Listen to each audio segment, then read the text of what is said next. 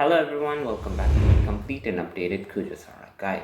In this video, we'll be going over everything you need to know about Kujou Sara and making sure that this is the only guide that you need to watch if you want to build Kujou Sara, okay? And in this video, we will go over her talents, constellations, artifacts, and weapon choices and discussing her kit and her utility in general. Kujou Sara is like a mini Bennett, okay, and fills her role in Electro Team comps. She is somewhat niche and you can use her in mainly Electro teams. Of course, you can use her in different non-Electro teams as well, but you won't have the best time clearing the content, okay? She is one of those characters that is often misunderstood, and I'll be making sure that all those doubts are clear. Let's start with her talents. Normal attack. Nothing special, it is just a 5 consecutive shots with the bow. Elemental skill, the main part of her kit. When you use Sara's skill, she jumps backwards and gains a state called the Crow Feather state. This state lasts for 18 seconds, and in this state, if you use a charge shot, a crow feather will be seen at the point of impact, be it the enemy or the ground, which will explode after a short time, doing AoE electric damage and giving the active character in the AoE circle a attack buff which scales off of her base attack. She is very much like Bennett, so her level and weapon will matter very much. And the buff that she gives lasts for 6 seconds and the skill is on a 10-second cooldown. Alright, but if you unlock her C2 constellation, it changes her playstyle a little bit, but we will go over that in a while. Her elemental burst. It's nothing that great, but it's a fairly high damage multiplier. Okay, her elemental burst, subjugation, Coco Sindu. I hope I said that correct. On use, it casts the Titan Breaker and spreads in an X shape, covering a little more AoE. Her burst is an 80 cost burst that has a 20-second cooldown, so a fairly high energy cost, making her a energy needing character. Okay, so that's why you want to stack tons of energy recharge on her. As her first Ascension 1 passive is nothing that great. It will increase the charge shot time by 60%. Okay, it will decrease the charge shot time by 60%. Second Ascension passive is nothing that great. It will only restore 1.2 energy to all party members for every 100% energy recharge she has. So we're not gonna build like 200, 300 energy recharge. So this passive isn't that great to use. The last passive is the exploration passive. Okay, now I'm gonna show you how Kujou Sara's buff works. First, I'm gonna press her elemental skill, and if you don't have C2, you won't get that first crow feather that you saw. Now, currently my Kujou Sara has 1562 attack, and yeah, I'm gonna buff this attack right now. My Kujou Sara is in the crow feathers, and I have to do the charge shot. Let's see, 1562 attack. Now it's gonna explode and buff my Kujou Sara's attack. 1965. See, that's how the buff works. If you don't have C2, you have to do the charge shot, and if you have C2, you don't need to do the charge shot. And the only minus point about not doing the charge shot is that if you only press her elemental skill, you won't get the particles from her elemental skill to charge up her burst. Let's talk about her artifacts. Okay, for a pure support Kujou Sara, you can go for a 4-piece noblesse. Okay, since she gives attack buff, and the 4-piece noblesse also gives you an attack buff. So these both will stack on each another. And yeah, of course, the noblesse's buff lasts for 12 seconds, while Kujou Sara's buff lasts for 6 seconds. But it is one of the staple sets that you want to run on your support characters. Okay, now if you have another noblesse character if you have another character using the noblesse set, going for a 4-piece emblem is a good option. Okay, 4-piece emblem will allow your Kujou Sara to do a lot of damage as well as give you the buff like she usually does. Okay, the main thing is about Kujou Sara is that she requires a lot of energy recharge. So building tons of energy recharge on her is very important. Okay, and if you don't have a good 4-piece noblesse or a 4-piece emblem, you can use a 2-piece thundering fury and 2-piece noblesse, or a 2-piece thundering fury with the 2-piece attack percent sets. Those two mix and match and you'll get a staple set, and you can use that as a stepping stone, but I recommend you build a 4-piece noblesse or a 4-piece emblem on her. Now for the substats on your artifacts, energy recharge would be the main thing. Okay, energy recharge, crit rate and crit damage for Kujou Sara's personal damage. Okay, and attack, well, it's not that going to be that amazing, but it's a good stat to have.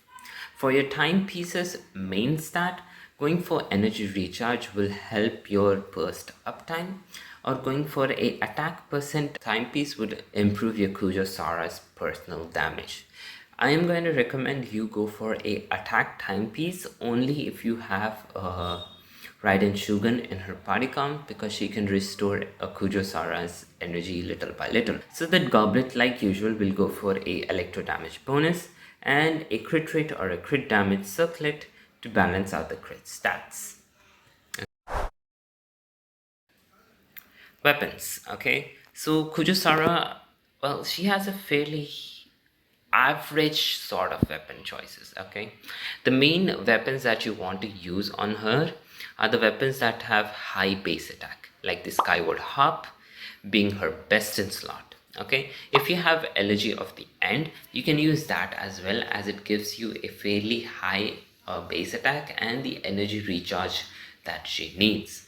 After that, you can run any other 5-star because they have quite high base attacks.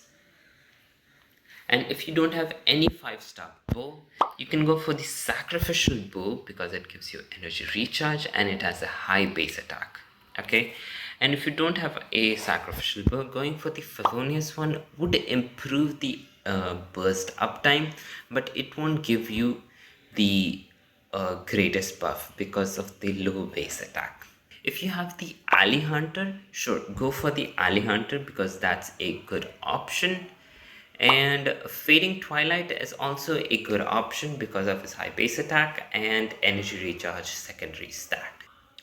If you're going for a selfish kind of Kujou Sara that does a lot of damage but doesn't provide that much of a buff, for the 4 stars you can go for a Blackcliff Warbow.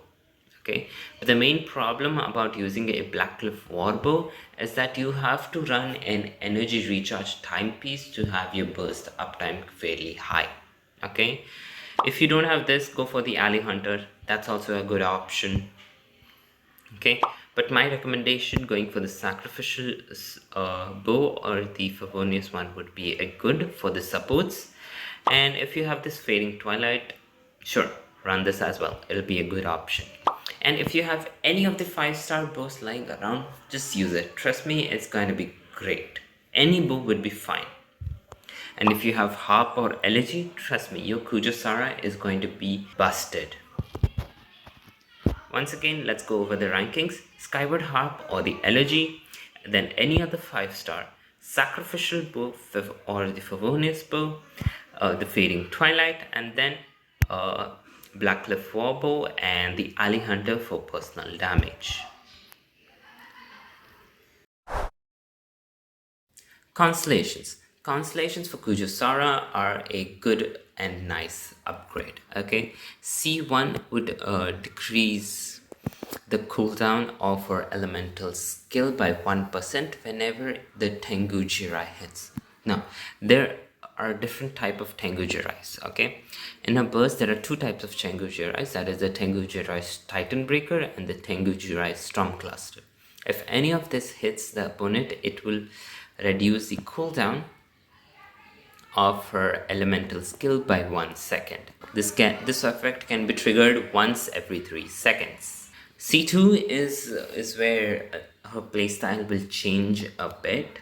Okay, if you are a C0 Kujou Sara, you'd have to press her elemental skill and then do the charge shot if you want the buff. Okay, but if you are a C2 Kujou Sara, all you have to do is press her elemental skill and be in that AoE to get the buff.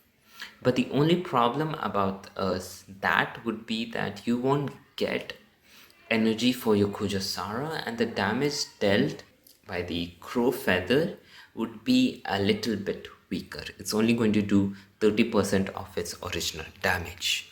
Okay, C3 and C5 will be an upgrade to your talents. C4 would increase the number of clusters that she can do. So when you do your burst and stuff, going in a 4-way pattern, it will go in a 6-way pattern. Okay, so her C6.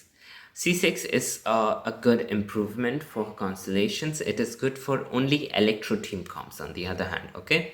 The Electro damage of characters who have their attacks increased by Tengu Jirai, that is the attack buff that she gives, has its crit damage increased by 60. Okay, so do I recommend you pull for Constellations for Kujou Sara? Yes. Kujou Sara's Constellations will be good, especially the C2, which is fairly accessible. Okay, it's gonna make her rotations a bit more smoother. Okay, it won't allow you to do the charge shot that you normally would. C6 is on the fair end. If you have it, sure, great, you won the game. But pulling specifically for C6, it's going to be very risky. Okay, so I advise you not to pull for C6. But if you have wishes that you can spend, sure, go for a C6. But do it at your own risk, because 4-star characters don't have pity. Now let's talk about Kujou Sara's team comps. Okay, Kujou Sara, alright, so listen. Kujou Sara is a buffer. Okay, her primary role is a buffer. So you can use her in different team comps where you need a buffer. If you use your Bennett in the first half of the Abyss, you can use Kujou Sara in the second. Okay, she will fulfill that role a little good. Okay, she wouldn't fulfill the role as good as Bennett would, but yeah, she would do it just as good. For the team comps, you can go for Raiden Hyper Carry. That includes Kujou Sara, Raiden Shogun, Kazuha, and yours truly, Bennett, if you have. Okay, if you are a little bit like, nah, I don't want to run this, instead of this, you can run a Eula Raiden team having Kujou Sara and Diona. Okay, so Raiden is going to be the sub DPS and battery for your Eula, and Kujou Sara will give you the buff which normally Bennett would if you don't have Bennett, and Diona would help you with shielding and healing. Okay, if not Diona, you can also run a Zhongli if you want. Okay, the other team would be a Taser team. Okay, so Taser team would include Beidou, Sara, Xingqiu, and a support, VV support like Kazuha, Sucrose. So I told you about the Raiden National comp, correct? Sorry, not the Raiden National, the Raiden Hyper Carry comp, where you use these characters, correct? If you don't have Raiden and you have a Keqing, using a Keqing would be great as well. Okay, she would do just as the damage. Okay, and Kujou Sara will work with Keqing as well. Okay, so yeah, those were the team comps. Just keep in mind, she can fulfill the role of a buffer in any team comps. Just you won't have a fun time doing the rotations. Alright, that's the only drawback, but she is an amazing character. Those were the team comps. Well, that's all for this video. I'll see you all in the next one. Bye bye. And if you have any queries and questions, leave them in the comments down below. I will make sure to answer each and every one of them. That's all for this video. I'll see you all in the next one. Bye bye.